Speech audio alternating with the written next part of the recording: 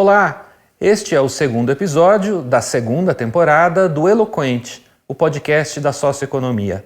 Na primeira temporada, nós abordamos relações de consumo e o papel do consumidor na criação de uma economia mais sustentável e mais justa.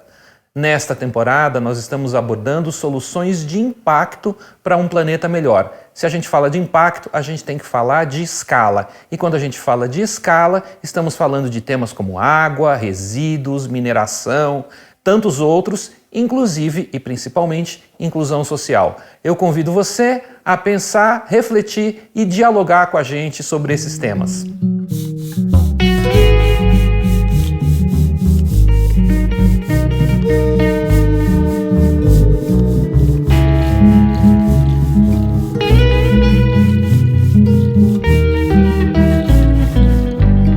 Eloquente, o podcast da socioeconomia. O Brasil é um dos 5 maiores produtores de minério do mundo e sua participação nesse segmento só vem crescendo. Essa atividade, inclusive, é super importante porque as novas matrizes energéticas que fazem a transição para uma energia mais limpa dependem essencialmente da mineração. Por outro lado, a gente foi palco em 2015 em Mariana e 2019 em Brumadinho de grandes acidentes. É possível haver mineração de baixo impacto? Eu tenho a honra de ter 2 convidadas aqui, Clarice e Valéria. Eu vou pedir para vocês se apresentarem. Eu sou cientista social, mestre em ciência política, trabalho com socioeconomia já há alguns anos. Hoje eu estou na HIP, sou diretora de negócios, também sou referência técnica na área de segurança de barragens e desenvolvimento socioambiental.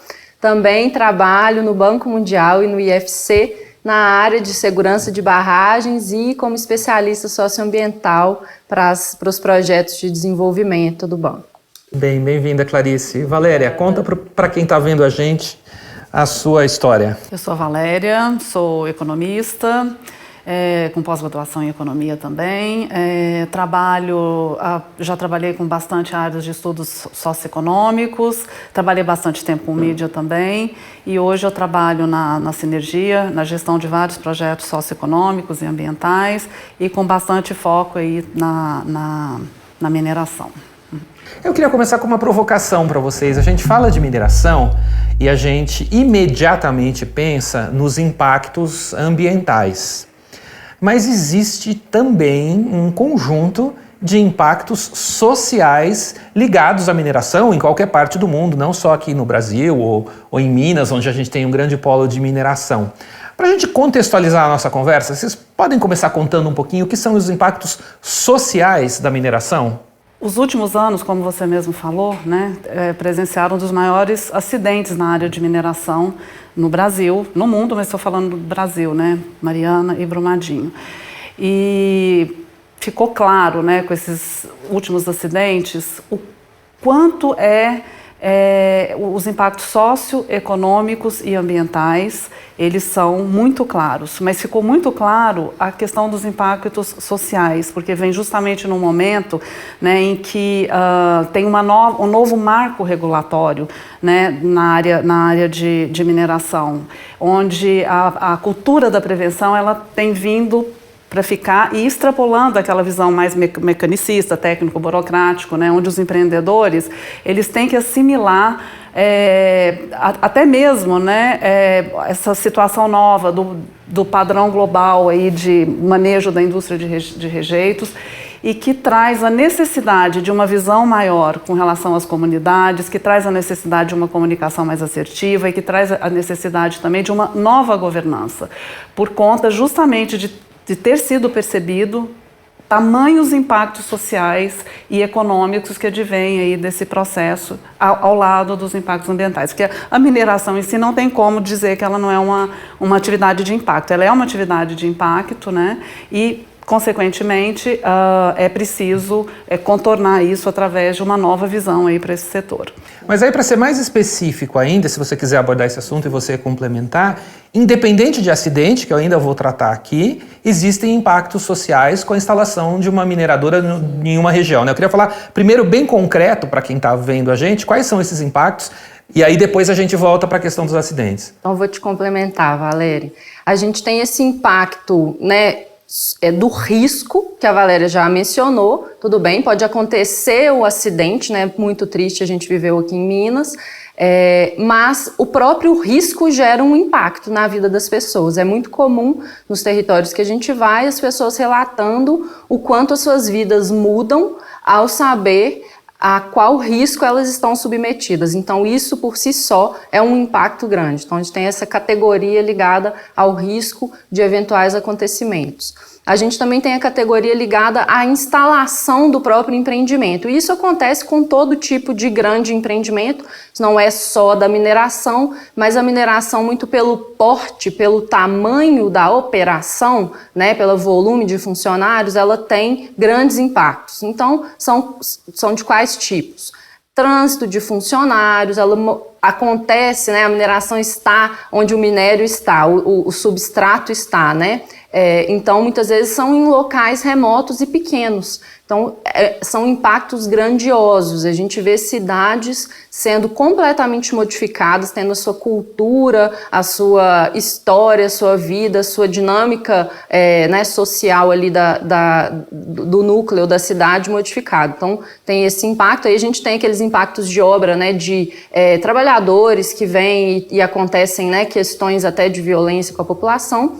E o impacto socioambiental. Ele tem na sua raiz a parte ambiental, vamos dizer assim, uma degradação, áreas que precisam ser colocadas a serviço da mineração. Isso gera também um impacto social, afinal de contas nós vivemos do meio ambiente. Então, locais onde a população utilizava, paisagens são modificadas e isso também gera um impacto na vida das pessoas, que é um impacto social. Eu não posso falar que isso é apenas o preço do progresso e tem que ser pago? Fazer a pergunta para a economista aqui. É o preço do progresso e, paradoxalmente, eu vejo que a maneira de contornar uma situação como essa, ela vem justamente pelo agravamento dessa situação. Porque na medida em que esse preço do progresso ele vai se tornando mais forte, ele chega justamente nessas grandes tragédias que houve. Ao longo de 20 anos para cá, de 10 anos para cá, a gente vem vendo a evolução desse marco regulatório, né, da mineração. E isso se dá em função da imagem, né, das empresas, da imagem do país. E esse preço a pagar, ele está sendo contornado através dessas novas legislações. É o preço do progresso, mas a gente tem que discutir enquanto sociedade qual o preço a gente quer pagar. Ninguém está questionando, né, que a mineração não possa existir, não tenha que existir, e se ela vai existir, temos um preço a pagar. Afinal de contas, ela precisa de uma área e ela vai precisar de pessoas e esses impactos vão estar lá, o risco vai existir. Ponto. Agora, qual o nível do preço a gente está disposto a pagar? É isso que a Valéria está dizendo, que as regulações e as boas práticas têm que nos ajudar a regular. Eu vou estar sujeito a um risco de um empreendimento, né? Um risco de uma barragem, por exemplo. Mas a qual risco eu quero estar sujeito? Da barragem arrasar cidades inteiras, dezenas de vidas, sem o menor aviso ou gestão de segurança? Eu vou colocar empreendimentos em pequenas cidades sem fazer um plano de desenvolvimento, um plano de preservação da cultura, um plano de vivência em conjunto da população? Então é isso que a gente está dizendo. E hoje a gente tem, como a Valéria disse, um marco regulatório que vem evoluindo e, além disso, a autorregulação do setor, que é muito importante. O setor minerário tem se proposto a elaborar e colocar em prática autorregulações, né, que estão sendo aí amplamente discutidas. A impressão que eu tenho, assim, metaforicamente falando, né, é que antes da indústria começar a perceber que precisava mudar e antes da regulação, a instalação de um projeto como esse era quase como se uma nave alienígena chegando numa determinada região, né? Chega, todo mundo assusta, ninguém se comunica, vai embora e deixa o estrago. Mas nas últimas décadas isso tem mudado. É isso que o marco regulatório está dando conta. Eu costumo dizer que tem uma tríade aí essencial nesse processo, que é a visão territorial, né? É pensar numa abordagem integrada do território, levando em conta fatores socioeconômicos e ambientais, uma comunicação assertiva e uma participação efetiva da população, né? Então, quer dizer, aquilo que eu havia mencionado antes, né, Clarice? A gente extrapola um pouco essa visão técnico-burocrática e mecanicista, até mesmo na instalação aí dos planos de ação de emergência em barragem, né? Porque hoje em dia que eles chamam são os famosos BMs aí, né, em barragem de mineração, por conta de que, em vez de ser algo meramente protocolar, né, aumentaram-se muito as exigências em torno das ações preventivas, né? Você tem que ver todo o processo ali, todo o contexto de risco, e você estabelece as ações preventivas. Então, essa legislação, ela vem evoluindo. Então, assim, tá sendo desenvolvida, não sei se você concorda, Clarice, mas uma cultura de prevenção maior, né? Com essa visão mais territorial, com uma mais atenção à população. Isso é positivo, então. É exatamente isso, Valéria. Hoje a gente está no momento de discussão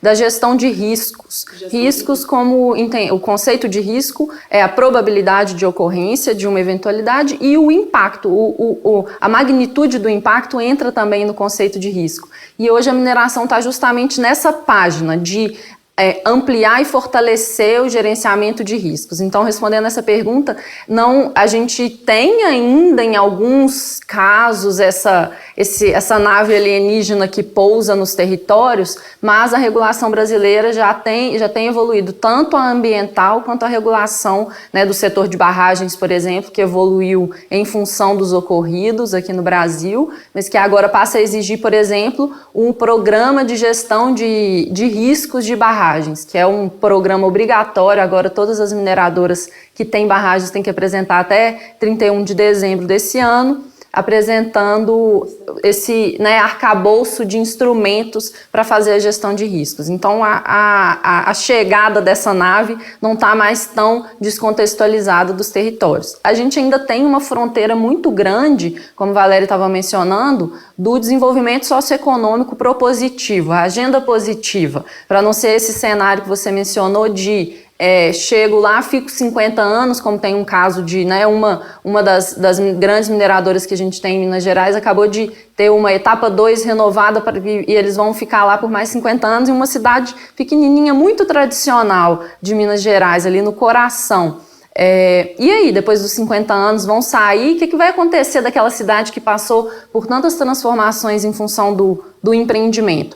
Essa página ainda é uma página que não está regulada, portanto, ainda está um pouco na rabeira aí do que poderia ser, né? A gente conhece casos na França, por exemplo, que são muito evoluídos disso. Agenda propositiva econômica para aproveitar, né, a presença do empreendimento e também diminuir esses impactos negativos. Tá, mas apesar de a regulação, nesse caso específico, ainda não estar completamente ajustada, você falou que tem um lado em que a própria indústria da mineração está enxergando seus impactos de uma maneira mais consciente e está se autorregulando também. Sim, hoje a gente tem o TSM, Towards Sustainable Mining, está sendo implementado no Brasil, encabeçado pelo IBRAM, que é o Instituto Brasileiro de Mineração. O TSM foi desenvolvido pela Associação Canadense de Mineração como um marco, né, um compêndio regulatório, autorregulatório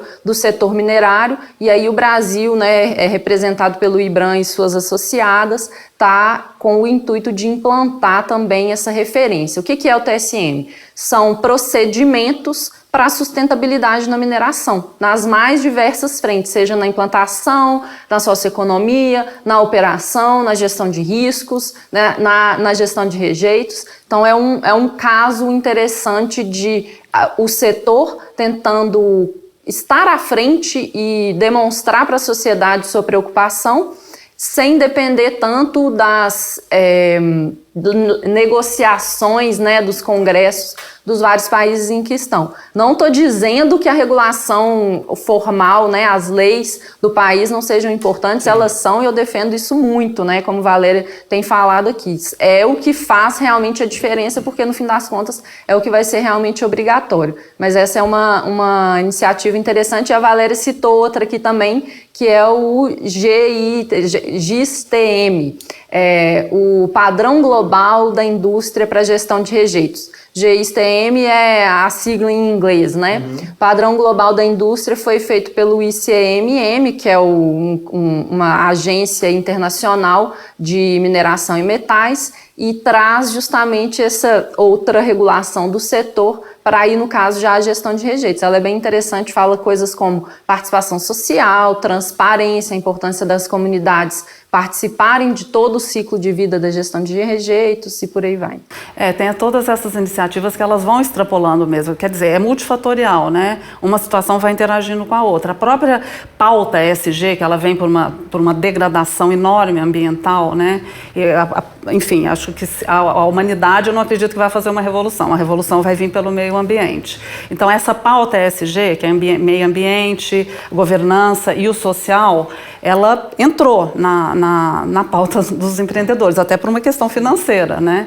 E eu vejo assim, a educação ambiental, ela é um fator transformador também, né? Ao lado aí de todas essas iniciativas que vão além, né, das iniciativas públicas. Ela é um fator de transformação dentro da mineração, na medida em que ela tem uma capilaridade para fora e para dentro das empresas, né? Então, quer dizer, ela está transformando dentro, reverberando para fora, e ela pode, de fora, transformar para dentro. Então, por mais que tenha toda aí uma questão corporativa, né, nessas situações, elas vão criando uma nova cultura, né?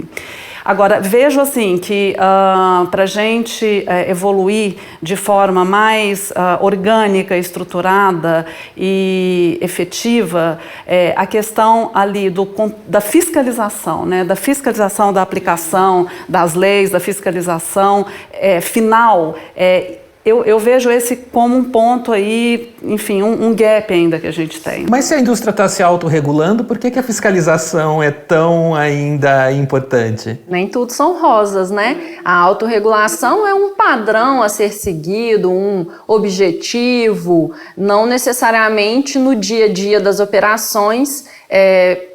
Quando a escolha entre o resultado financeiro, o prazo, o atendimento ao cliente e o padrão, que não é obrigatório, a gente tem visto o que acontece, vide os últimos casos de rompimento de barragem que aconteceram. Então, assim, totalmente embaixo, Valéria, do que você falou, regulação, fiscalização, importantíssimo, e educação ambiental. Sua fala foi maravilhosa. Para quem? Educação ambiental? Para as crianças, para começar, que são quem vão realmente ser capazes de mudar de opinião, né? Hoje a gente vê a dificuldade que as pessoas têm de mudar de opinião. A ciência política explica isso muito bem, através da socialização, né, do ser humano, na política principalmente. Isso acontece por volta do momento em que a pessoa dá o primeiro voto. Tem várias teorias que demonstram isso. Então há uma cristalização de opiniões, vamos chamar assim. Claro que existem as exceções, mas na massa da população acontece muito isso. Então, educação ambiental, principalmente para as crianças e jovens, para acontecer isso que Valéria está dizendo que é o mais importante. Controle social, através do o controle social é a chave para mudar tudo, né? E que é a chave para a gente ter regulações mais rígidas, ou vamos dizer assim, mais adequadas, que vão demandar a fiscalização. Hoje, um dos problemas que a gente tem na fiscalização é o que exatamente? A falta de regulação para ditar, não a falta, né?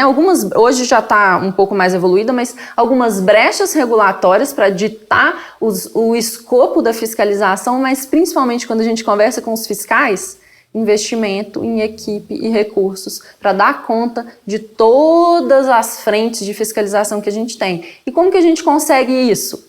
Controle social, demanda da população, afinal de contas, né?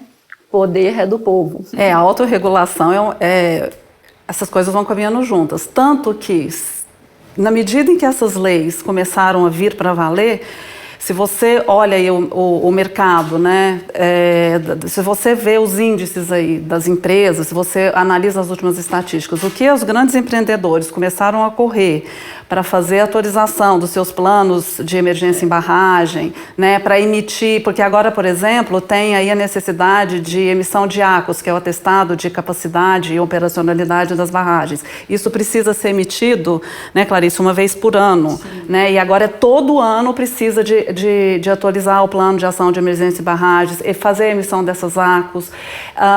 As empresas, elas estão assim, lotando de serviços consultorias, ou seja, a autorregulação, ela é uma realidade, né? Essa cultura de preservação também, diante de tanta degradação ambiental, ela força também as pessoas a terem uma iniciativa mais própria, mas sem a fiscalização ali na ponta, não tem como funcionar. Tem um exemplo ótimo disso, né? A Política Nacional de Segurança de Barragens já obriga a participação, ela tem como fundamentos a participação social, a transparência e o controle social. Eu dou aula desse assunto e toda vez eu falo que os cientistas sociais todos piram nesse parágrafo do controle social, economista também, né? Porque é a chave para mudar, é a chave para o progresso, é todos nós aqui dizendo qual sociedade a gente quer ter.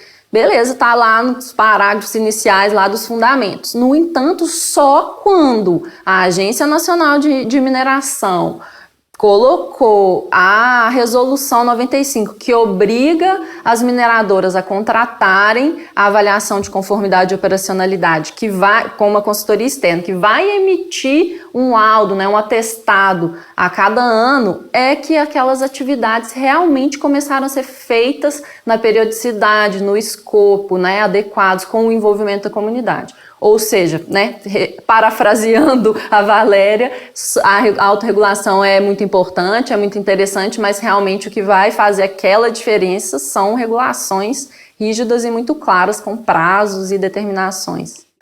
A gente fala de mineração, você soltou um suspiro, quero ouvir você, porque a gente fala de mineração. E, de novo, para muita gente pode parecer distante, uma coisa que está lá em Minas, Pará e Bahia, né? E que só afeta as comunidades que estão lá. Eu estou aqui num centro urbano e mineração é algo que não aparece para mim, né? Aí ninguém lembra que aqui no celular eu tenho quantos metais que foram necessários para que ele funcione. Então, essa invisibilidade também de como a mineração sai de lá em estado bruto e chega nos produtos que eu tenho no dia a dia, dificulta um pouquinho o controle social, não dificulta? É importante ter essa consciência para a gente saber qual tipo de sociedade vamos querer, qual tipo de empresas vamos querer na nossa sociedade, até para a gente também aproximar aquela coisa da não alienação, né? Aproximar da produção. Qual é esse produto? O que precisa para eu ter esse celular? Isso é importante não só na mineração, na minha opinião, na sociedade como um todo. Informação é poder, né? Informação é poder, como disse aqui o Diego Veiga, se não me engano, no primeiro podcast aqui do Eloquente. Então, se a pessoa sabe de onde vem, como é o processo produtivo, ela vai ter muito mais condição tanto de tomar a decisão da compra, do consumo, quanto de pautar melhorias para aquele processo, que eu acho que é disso que se trata. Quando você tem um distanciamento muito grande do processo produtivo, a tendência é ou não quero saber sobre esse assunto, não vou falar disso, isso não me interessa, sei muito pouco, ou o que tem um professor meu na ciência política que fala muito, que é o jogar o bebê fora com a água do banho, né? Vamos, então acaba com isso logo, não quero mais isso. Não vamos ter mais celulares, não vamos ter mais... O que mais? Onde é que a mineração está no dia a dia? Só para a gente relembrar. Onde é que ela não está? Talvez seja a pergunta, né? Isso que você falou da estruturação das cadeias produtivas, isso tem muito a ver com a estruturação das cadeias produtivas, né? Isso é alguma coisa muito complexa. Isso extrapola muito, inclusive, a própria mineração. Por exemplo, se a gente olha para o sapato que a gente está usando, made in China, né, a gente não sabe o tanto de mão, o tipo de mão de obra que tem por trás daquele sapato, né? Então, quer dizer, isso, eu digo isso por conta de que essa discussão ela começa a se aprofundar numa tal magnitude que a gente vai parar lá, né, lá, enfim, no chão de fábrica, né? A gente vai parar lá atrás. Então, assim, ter essa noção é uma questão de educação, é uma questão estrutural, que extrapola, inclusive, a própria educação ambiental, né? Porque se você não tem, enfim, vai até por isso que nas ODS, uma das questões das ODS mesmo, que é para a gente falar de meio ambiente, é a educação, está ali, né, como um tema muito proeminente. Então, assim, é muito interessante quando você pensa assim, nessa estruturação das cadeias produtivas, porque a mineração ela está realmente em vários lugares. O que aconteceu no Brasil na pandemia e, aliás, com o mundo inteiro, né?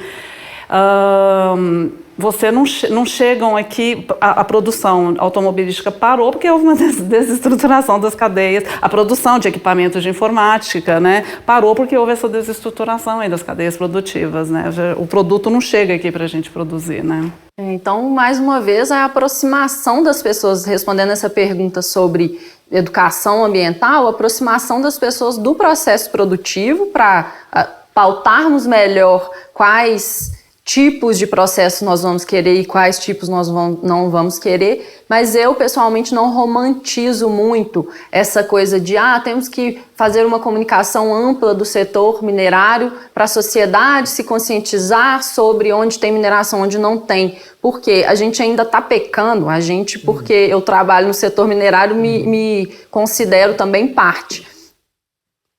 No mais básico, que é a comunicação para aquela pessoa que está diretamente impactada pelos empreendimentos. A comunicação com essas pessoas, a educação ambiental dessas pessoas ainda tem muito a evoluir, né? Então, para elas saberem discutir com os empreendimentos quais impactos são aceitáveis, quais não, quais riscos são aceitáveis, quais não são aceitáveis, qual tipo de atividade a gente vai querer, tipo de condicionante, né? Como que a valorização também, né? A construção, como a gente estava dizendo, das pautas positivas. Então, esse básico ali ainda no território ainda está muito, muito incipiente, ainda precisa de bastante investimento, conhecimento técnico, construção conjunta, construção colaborativa. Então, eu colocaria para a educação ambiental um foco muito maior nessa parte do que numa parte ampla. Também é necessária, mas a parte dos territórios e discussão local também é bem relevante. A educação ambiental, inclusive, para elas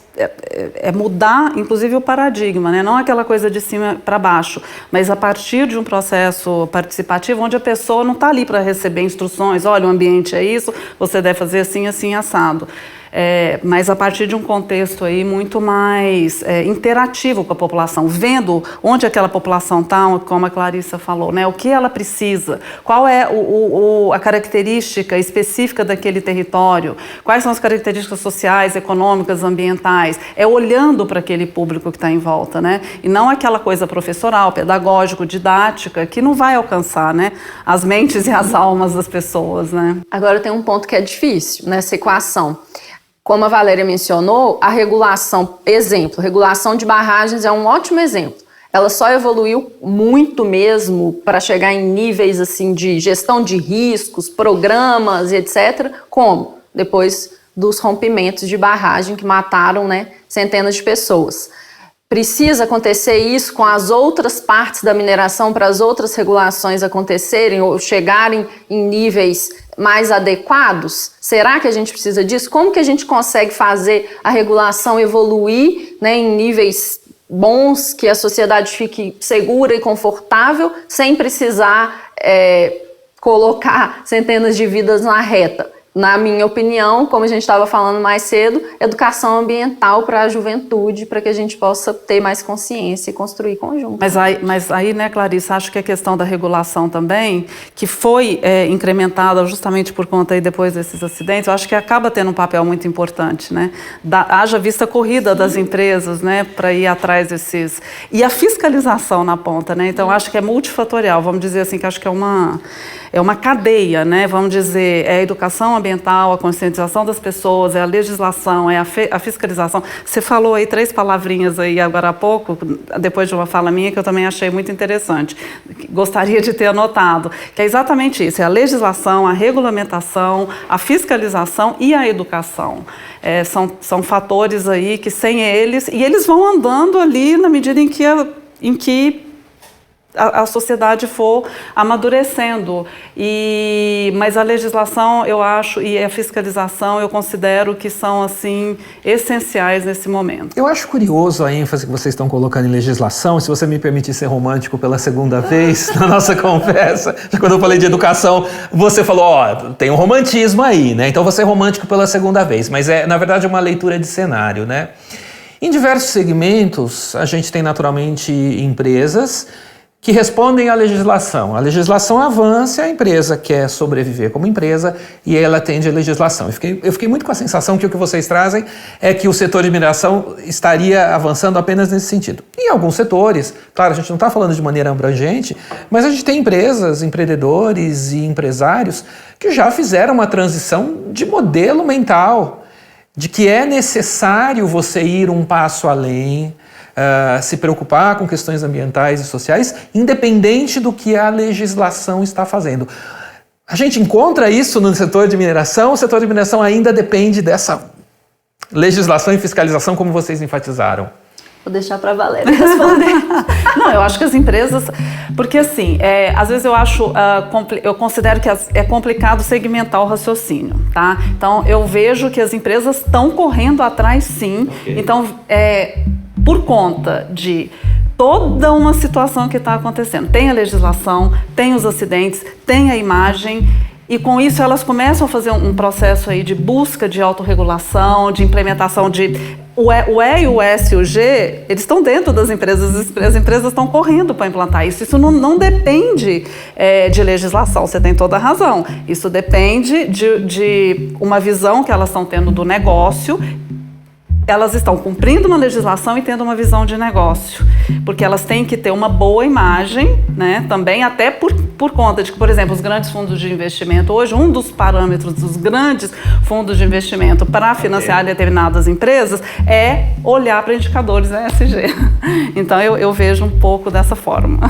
Bom, isso volta para aquele momento que eu te interrompi, que você estava falando, qual é a mineração que a gente quer? Né? Qual é a mineração que a gente olha para o futuro? Então, se você quiser complementar agora, enfim, já entendi. Tem legislação, tem fiscalização, tem educação ambiental, tem aumento do controle social, mas aí olhando para frente. E eu faço essa pergunta de olhando para frente porque uma preocupação que a gente tem é o fato de que a procura por todo tipo de minério só cresce, né? E mesmo modelos hoje que a gente vê como modelos do ponto de vista de matriz energética possíveis para o futuro, mais benéficos do que as matrizes que a gente tem agora, dependem de toda uma cadeia baseada em minério. Então a demanda vai aumentar e aí qual é a mineração que a gente quer?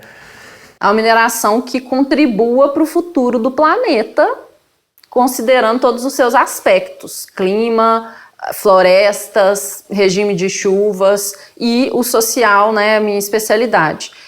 A gente ainda está um pouco longe, na minha opinião, de chegar nesse nível. Eu também vou relembrar aqui algumas discussões aqui do próprio Eloquente. A gente precisa pautar melhor a cadeia de colaboração, está até pautando na economia solidária, de como que qual que é o legado que a mineração vai deixar, como que as várias partes da economia local, regional e brasileira se beneficiam daquele empreendimento. A mineração que a gente não quer é aquela que vai entrar, deixar buracos, deixar degradação, deixar poluição, deixar vítimas e levar a riqueza extraída para outro lugar, né? Como foi a história da exploração brasileira, a história de Minas Gerais. Então essa é a mineração que a gente não quer. Por pressuposto, a mineração que a gente quer é a mineração que sim produza riqueza, claro, é um empreendimento, nós não estamos aqui também discutindo modelo, podemos até discutir, mas ainda não, né? O modelo de sociedade econômica. Poderíamos abrir essa janela, mas a mineração que a gente quer é a que respeite as vontades e sonhos das populações e respeite o futuro social, ambiental do planeta, né? Talvez uma mineração que se paute nos acordos que a gente já tem, nos ODS, né? ODS, Objetivos do Desenvolvimento Sustentável. Objetivos, né? Do Desenvolvimento Sustentável, já é um ótimo parâmetro, ainda falta melhorar, eles ainda vão ser revistos, 2030 já está chegando, né? Daqui a pouco eles vão ser revistos novamente, o Brasil Coitados de nós, estamos muito aquém de atingir os ODS, mas é um parâmetro importante, né? Então, se é uma mineração que consegue respeitar e ajudar o alcance, já é uma mineração que a gente quer. Valéria, deixa eu devolver para você uma coisa. Você, acho que foi quem primeiro trouxe a questão da importância da educação ambiental. A educação ambiental, ela pode trazer resultados mais a longo prazo. O que é mais urgente fazer hoje para ter essa mineração na visão que a Clarice apresentou?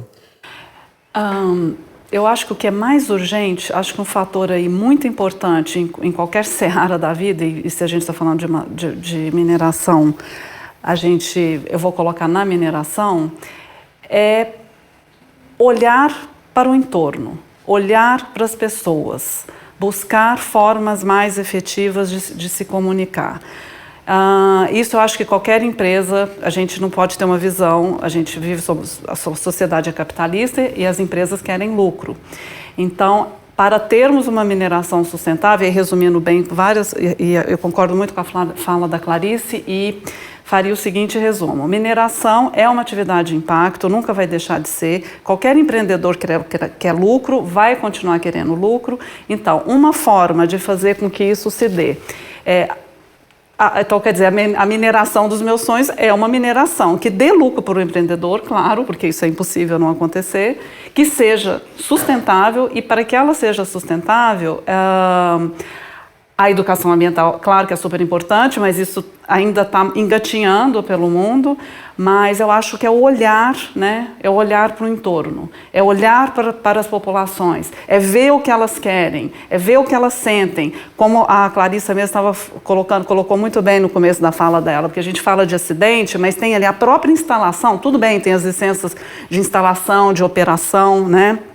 Que vão levar em conta uma série de coisas, mas é fazer isso da forma, tentar cada vez mais fazer isso da forma menos mecanicista possível. E aí eu acho que tem uma função muito importante do poder público, né, nas regulações, nas legislações, porque, enfim, os seres humanos, eles precisam ali de alguns mecanismos de controle também, né, então, para diminuir, né, como uma referência para os empreendedores, eles precisam estar ali agindo dentro de alguns parâmetros. Eu estava ouvindo esses dias uma economista do Banco Mundial falando sobre clima, né? Como que a gente resolve a equação da mudança climática e de os empreendedores passarem a preocupar-se mais com a emissão de carbono. E na opinião dela, ela fez uma fala muito bonita, ela dizendo: eu sou capitalista, mas eu defendo a regulação estatal em cima da emissão de carbono. Por quê? A história mostra que se você deixar a critério de todos os empreendedores do mundo decidirem se é mais caro emitir menos carbono, se eu tenho mais lucro quando eu emito mais carbono, a maioria dos empreendedores vai optar pelo lucro. A história mostra isso é estatística. Então, alguns casos muito maravilhosos, né, de pessoas iluminadas vão optar pelo outro modelo. No entanto, se você deixa ali o imediatismo do ser humano, vai querer colocar para dentro do bolso. Afinal de contas, nem os impactos daquilo ele vai sentir se bobear durante a vida dele, né? Então, da mesma forma, transpondo isso para a mineração. No caso aqui tem também efeito de carbono, mas vamos falar dos impactos de degradação ambiental e social. A gente vai continuar deixando a critério do empreendedor fazer o buraco, deixar os impactos sociais, o risco, as populações ameaçadas, tiradas de suas terras, vivendo com medo, vivendo ali com os impactos ambientais também, como eu disse mais cedo, o ambiente também é social. A decisão vai ser em função do lucro. Se eu tenho mais impacto, eu coloco menos condicionante, eu tenho mais lucro. Então, o que os empreendedores, na média do mundo, vão escolher? Né? Então, a gente tem que ter essa regulação também do impacto no nível local, ser melhor considerado. Né? Isso não é tão evoluído ainda. E o local, você destacou um fator importantíssimo. E é no local, onde as coisas acontecem. É na cidade, é no local. Então, os espaços locais, né, é na cidade, onde tudo acontece. Então, inclusive políticas municipais, o poder público municipal tem tem um papel muito importante aí, né? Até porque, por exemplo, quando se fazem todos esses exercícios, né, que hoje em dia são obrigatórios, com a evolução aí das exigências regulatórias, os simulados de emergência, né, os treinamentos, os simulados, os seminários internos. Onde isso acontece? Acontece na cidade. Precisa ter participação da prefeitura, da defesa civil. Então, assim, essa participação local, porque eu tive um professor, né, quando eu fiz minha pós-graduação em economia, o mestrado, ele falava, o espaço... O governo federal, o governo estadual, eles são espaços que estão mais no etéreo. Quase abstrações, são né? abstrações. O espaço local, né, é no município onde tudo acontece. Então, assim, é claro que isso vai depender de leis estaduais, federais, mas essa participação local ali, essa conscientização no município é muito importante. Aí linkei com o que você falou, acho que é muito importante. Além do efeito na vida das pessoas, a gente tem centenas de casos que eu ouvi presencialmente da pessoa, moro aqui, meu avô, minha bisavó, essa terra sempre foi, agora tem uma barragem na minha cabeça e se a barragem romper, a lama chega em 18 minutos na minha casa. E aí? Vou ficar com esse, né? Tudo bem, posso sair daqui, mas é isso mesmo? Né? Vai ser desse jeito? Cidades, uma das cidades, por exemplo, que tem a igreja mais antiga de Minas Gerais, um lugar maravilhoso, uma das serras mais bonitas, do lado de Belo Horizonte, né? E aí, o impacto vai ser esse mesmo? Vai ser uma análise ali do EIA-RIMA feita no nível estadual, ouvindo a população, mas não necessariamente considerando, né? E o lucro vai para os acionistas que nem no Brasil estão. Então, tem ainda uma porta aí na equação para ser fechada. Eu tomo muito cuidado para falar essas coisas porque não estou também defendendo vamos tirar a mineração do mundo, não Exato. É exatamente isso. Não dá, porque na verdade tirar a mineração é você assumir, então vamos voltar a viver todos sem uma série de benefícios que são importantes para todo mundo, que só precisam estar melhor distribuídos. Que é jogar, né, o bebê fora com a água do banho. Seria irreal. Não é isso, é discutir, encontrar colocar o caminho na mesa, né? Muitas vezes a tendência das pessoas quando encontram o problema é falar assim, então não quero falar disso, ou então joga isso fora, vamos tirar, vamos tacar eles fora daqui. Não é isso, a gente precisa abrir a pauta e conversar. Eu tive uma gestora muito querida na minha carreira que falava que excluir é muito fácil. Né? É uma solução assim rápida, exclui. Agora, o trazer para a mesa, para o diálogo e incluir e chegar a um modelo comum e bom para todos, dá trabalho. Acho que dá tanto trabalho quanto cavar uma mina. Isso para mim, puxando a sardinha, né, para os temas que eu gosto de estudar, né, da ciência política, é disso que se trata viver em sociedade. O outro sempre vai pensar diferente de você, sempre. E evoluir trata-se de, e aí, qual que é a sua opinião? A minha é essa, e aí, nós vamos brigar e vamos falar tchau, feio, bobo, chato, não quero mais conversar com você, ilha, né? A gente não vai decidir nada, vai ganhar o mais forte, um vai matar o outro e nós não vamos ter a construção. É disso que se trata, sentar e falar, tudo bem, posto que temos opiniões diferentes, aonde que a gente vai ceder, aonde que a gente vai. E tá uma dificuldade muito grande no Brasil hoje de sentar nessa mesa com o diferente, respeitar a opinião do coleguinha, considerar que ele tem direito a ter aquela opinião, você goste ou não, e se propor a falar, beleza, eu vou te respeitar, e aí, como que a gente vai decidir essa coisa? Para conviver, né? E tem ainda, para finalizar, não ficar essa fala longa, tem um preconceito muito grande com isso. Isso é política, né, gente? É isso que é a política. É o toma lá da cá. E é bom, não é ruim. Toma lá da cá hoje em dia é colocado como ruim, né? Não, isso é política e é assim que as coisas acontecem. Se a gente aqui tivesse que decidir qual que é o nosso jantar e um fala que eu quero A, o outro fala que eu quero B, como é que a gente vai decidir? Ou vai ser A ou vai ser B? Ou a gente vai fazer um beabá ali pra gente... como que a gente vai chegar nesse beabá? Só se você falar, eu cedo a salada para entrar esse prato, eu cedo a sobremesa para entrar aquele prato, eu tomo lá da cá. É muito bonito, a gente tinha que valorizar isso mais. Essa mineração sustentável, quando você perguntou qual era dos sonhos, isso sintetiza muito bem pensar, olhar para o outro e a comunicação. São fatores básicos nas relações humanas e não deixa de ser na hora de você buscar ali alguma coisa mais projetivamente mais auspiciosa dentro do mercado de mineração também. Né? Bom, aproveitando que muita gente que nos viu, nos ouviu, teve, talvez, opiniões diferentes do que a gente falou, eu queria pedir para vocês agora a dica eloquente. Uma dica de livro, filme, algo que possa inspirar as pessoas informá-las mais a respeito desse tema que a gente falou hoje? Eu vou dar vou falar a primeira coisa que me veio, né, como diziam os psicanalistas quando você fez essa pergunta, que não tem diretamente a ver, mas me remeteu. Grande Sertão Veredas, porque é um livro que quando eu li, ele me levou às raízes do território, as raízes das pessoas, as raízes da imaginação. Então, algo que para mim foi muito inspirador. Então, eu estou citando aqui alguma coisa que me inspira estruturalmente para a minha vida. E eu acho que se você não tem isso introjetado, isso intrínseco, é muito difícil fazer alguma coisa protocolar. Então, é a dica que eu dou. Obrigado. A minha dica é o livro Como as Democracias Morrem, do Steven Levitsky.